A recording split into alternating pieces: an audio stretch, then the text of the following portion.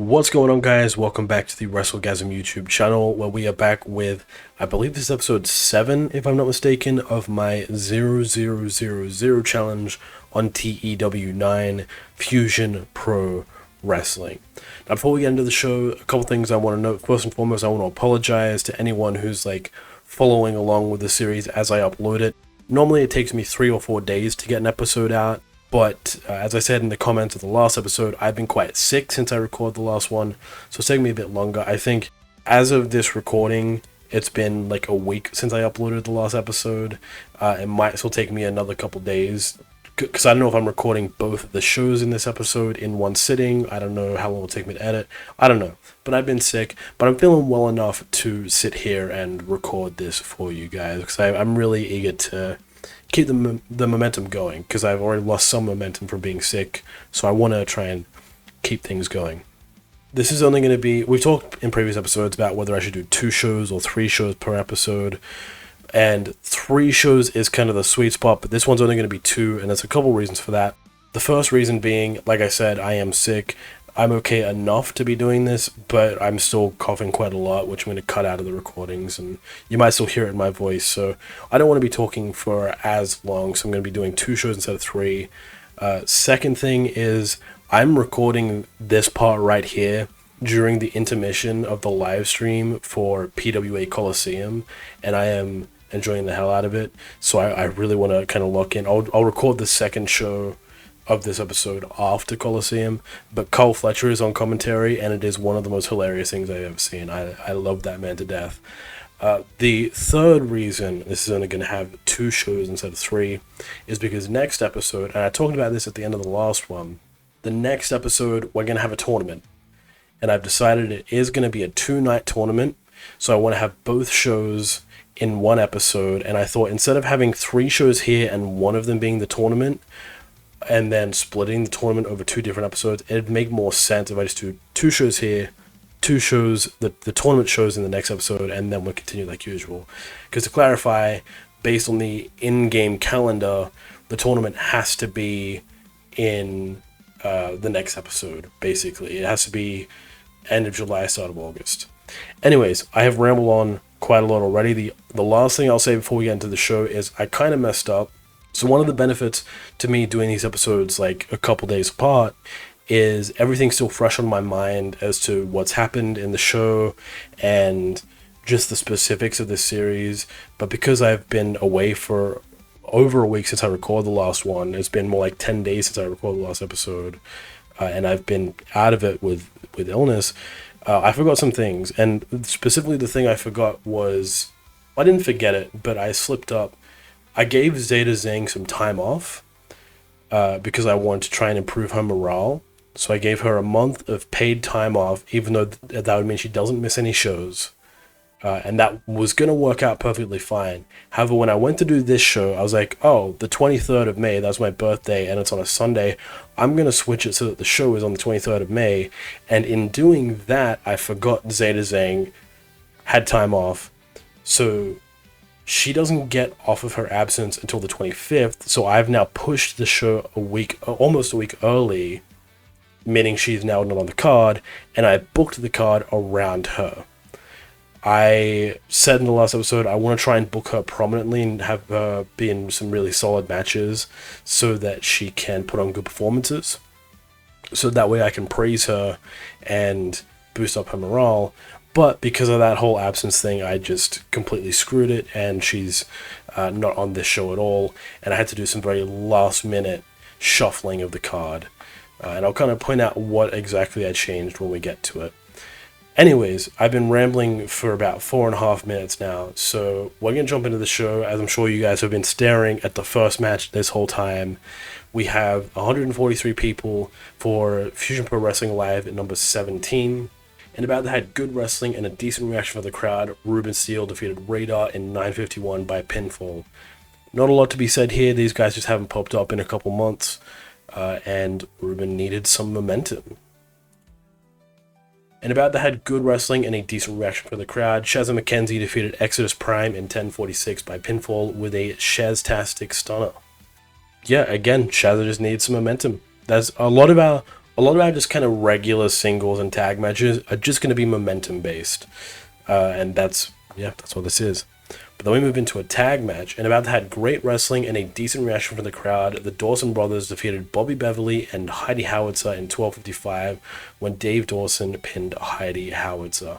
Now, this is the match I had to shuffle around last minute. This was going to be the Dawsons versus Zeta Zhang and Izzy Marino, and continue that idea of Zeta kind of mentoring Izzy in a way.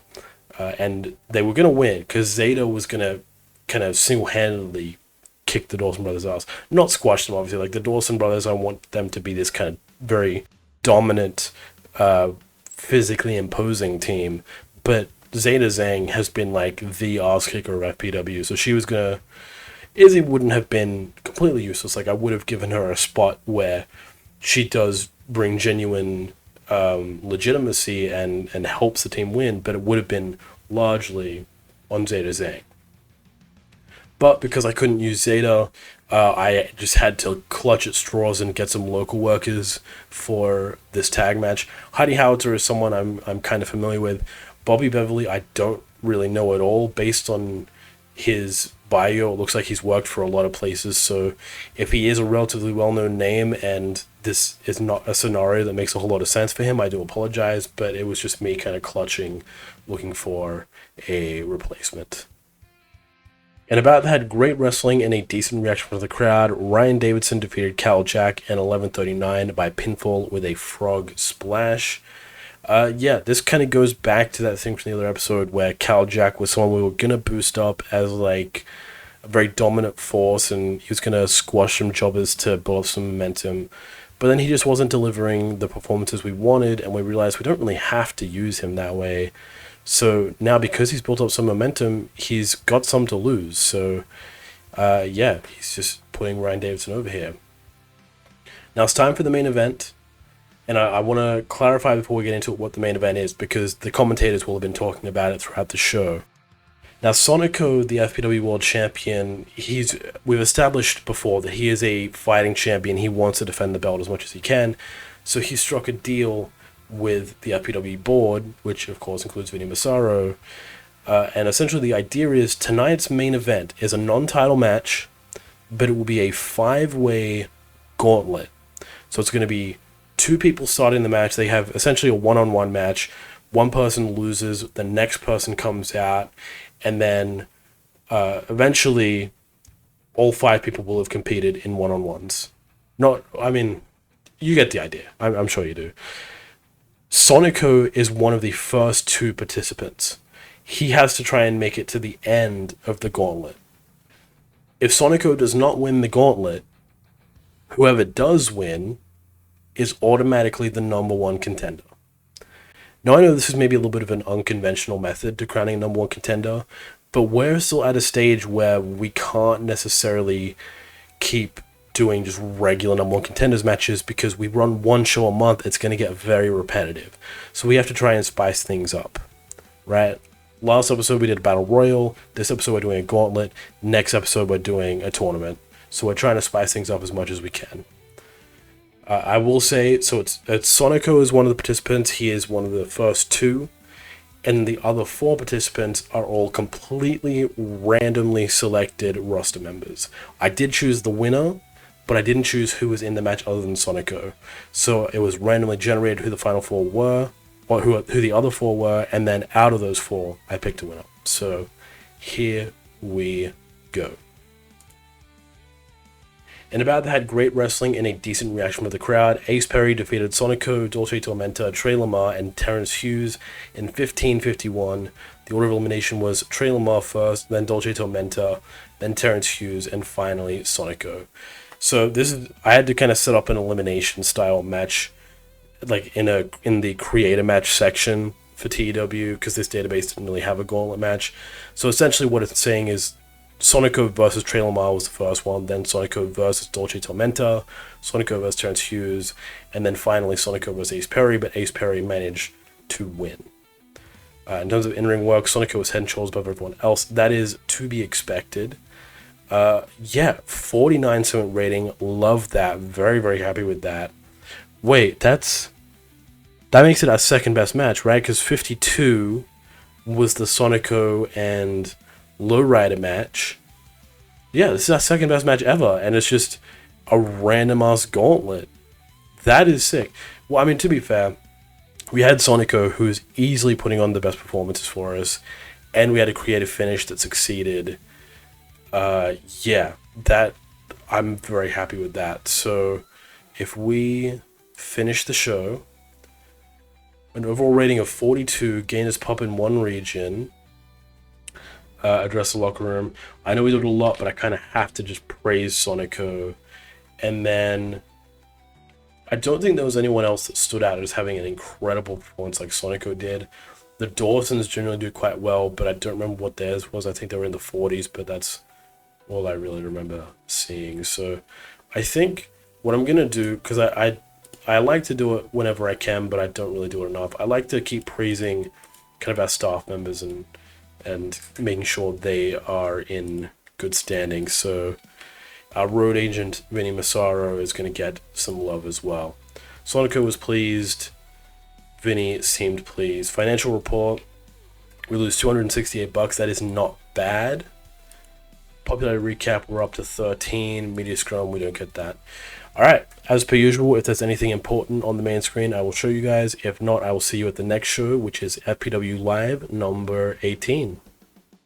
Okay, so we are back for Fusion Pro Wrestling Live number 18 in front of 143 people.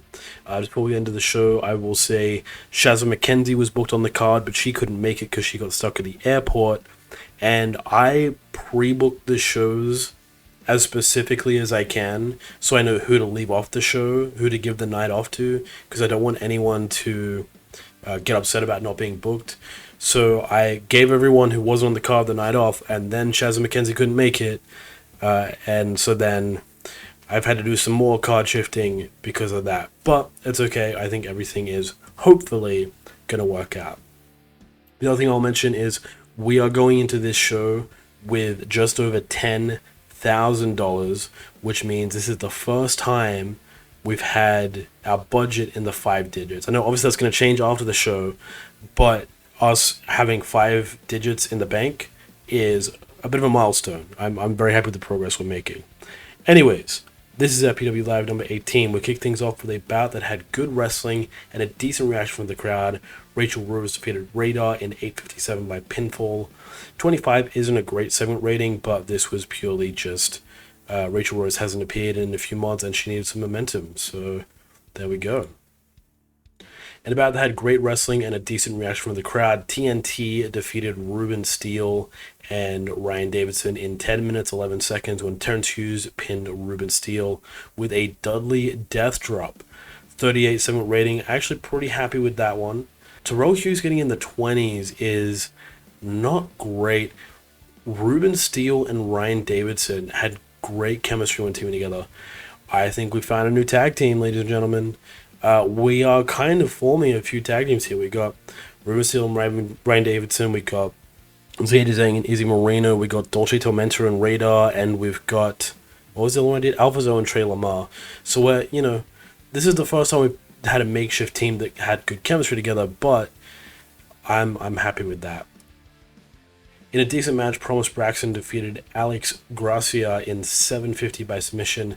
This was supposed to be Promise Braxton versus Shazza McKenzie. I knew Alex would be rusty, but we just needed someone to kind of job out to Promise Braxton. Shazza, of course, had some momentum to lose. In Alex's case, it doesn't matter because she's not on the roster.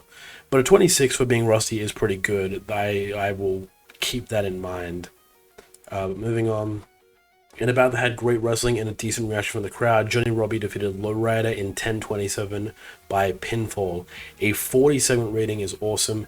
Now, I was questioning whether or not I wanted to have Lowrider lose here because the last time we saw him, he was challenging for the World Championship, right? So does it make sense for him to lose in just a kind of singles match like this?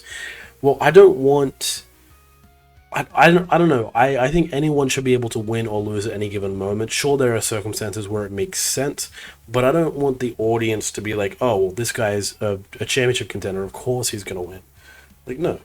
It could spice things up. And Johnny Robbie, I think, is someone who I would love to use in a higher caliber, so she gets some momentum here.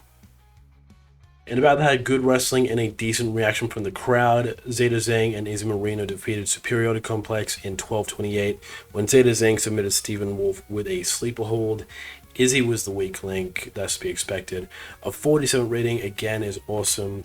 Steven getting a 50, but Zeta getting a 45. Obviously, I said before, my kind of plan here was to try and put Zeta in a match where, or just book her in a way where she puts on good performances and try to praise her from that. And I still could do that, but I think it would be unfair of me if Stephen Wolf was pulling out a 50 and I can only assume what Sonico is going to pull out in the main event, which is up next. If they're both exceeding Zeta Zhang, then it's not fair for me to do that. So my plan failed, but it was still a good match, and I've really got to try and figure out something to boost Zeta Zhang's morale here soon, because it is starting to become a problem. Anyways, main event time. Sonico defends the world title to number 1 contender Ace Perry. Let's have a look. And about that, had superb wrestling and good heat. Sonico defeated Ace Perry in 13:48 by pinfall with an EMF. Sonico makes defense number 4 of the FPW World title. 7 rating 49, that means it is the equal second best match we've ever had. The other second best match we ever had was the Gauntlet in the last show. But yeah, 53 from Sonico. I can't really fault this match. It's really good. I think Sonico took the idea that the world title might be cursed because the first couple defenses were just really bad, and he kind of flipped it on his head. It's not the first time that's happened. Alpha Zoe kind of proved us wrong in those first couple episodes where he had some not so great performances and then turned around and became one of the top guys on the roster. So, yeah, Sonico just pulling out all the stops with a great defense there. We're going to finish the show and increase our pop in 1 region, 43 overall rating, finish the show, address the locker room. Okay, now, I don't exactly know what to do here because obviously I can't really do Zeta Zhang, but I don't always have to do the top people. You know what, this might be a little bit cheaty, or not cheaty, but this might be a bit of an exploit on my end, but I'm still going to give it to Zeta Zhang. Because Sonico we've been praising enough. Stephen Wolf we were praising a while ago, but let's bring him back into the mix. Let's do that. I was pleased with his speech. Awesome. Scene please. Okay.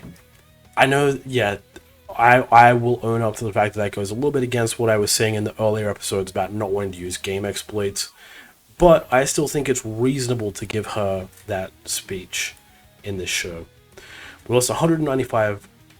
That is actually really, really good, especially considering, I didn't talk about this, but you guys obviously saw, that was a 6-match card. That is the first time we've had 6 matches on a card, which means more money is being spent. But, I think we're at a stage where it's worth it.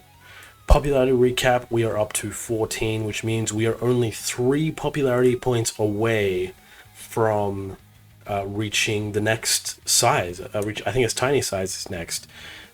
Assuming we get 1 point per show, then after the tournament we're going to get to 16. So hopefully in episode 9 we get to Tiny Size. But yeah, I don't know. I'm really excited for that to happen. Alright, we're going to head back to the main screen. I'm going to simulate till the end of the month so that we can see our end of month finances and anything else going on there. So I will see you guys shortly. Okay, so it is now the start of July in the game, and as you guys can see, we are still sitting pretty with $10,000 in the bank. We made $1,700 in profit during June, and that is the most profit we've ever made. So we've bounced back even more from the production changes, so that might mean some more production changes in the near future, but just the fact that we're sitting above 5 digits now is insane. Very, very happy with the progress we've been making so far. Also, just to take note of the fact that the 2 shows we just did, 17 and 18, are our second and third best shows. So our last 3 shows, because 16 is number 1, our last 3 shows have been our 3 best shows. So hopefully we can continue that trend and just keep putting on better and better performances. If we go title, no prestige gained from that title defense, but that is okay. I am just glad we didn't lose any like we did after the match with... that was the Zeta Zing one, right? Yeah, I believe it was. But yeah, very happy with pretty much everything that's happened in this episode. Sure, there was some match card kind of shifting and whatnot, but that's always going to be the case. I'm happy to deal with that because it gives me a bit of a challenge. It's not all smooth sailing. Yeah, alright, well, I think it is time to wrap up the episode. There's nothing crazy. Oh, well, actually, the only other cool thing I can show you is that AAA are now looking for a booker. Obviously, I'm not going to be taking that up, but it is what it is. Their finances being low is just because they are owned by WWE, so developmental companies or child companies will always start with a balance of 0 and then kind of pay their profits to their owner company or whatever the case is. I'm sure you guys understand. If you're watching this, you probably play TEW, so I'm sure you understand. I don't need to explain that. But I am going to wrap things up here. As I said, the next episode of the series is going to be our first tournament, and this isn't just going to be some random tournament that I'm throwing together like a #1 Contenders tournament or something. I want this to be an annual tournament. I want this to be something that we can build up as a legitimate competition to be envied, something that people want to participate in to prove their worth and to prove that they belong in Fusion Pro Wrestling. So think of it as our equivalent to like a Continental Classic or a G1 Climax or a Battle of Los Angeles or something like that, you know. Obviously not on that scale because we obviously are still insignificant size, but it's going to be taking the best performing wrestlers from Fusion Pro Wrestling, and I think the winner will become the #1 contender, but I feel like Sonico is going to be in the tournament probably, so I don't know. We'll see. I'm going to ask you guys a couple of questions now. I want you guys to comment what you guys think. The two questions are, should Sonico be in the tournament, or should it be for non-champions to see who becomes the next contender?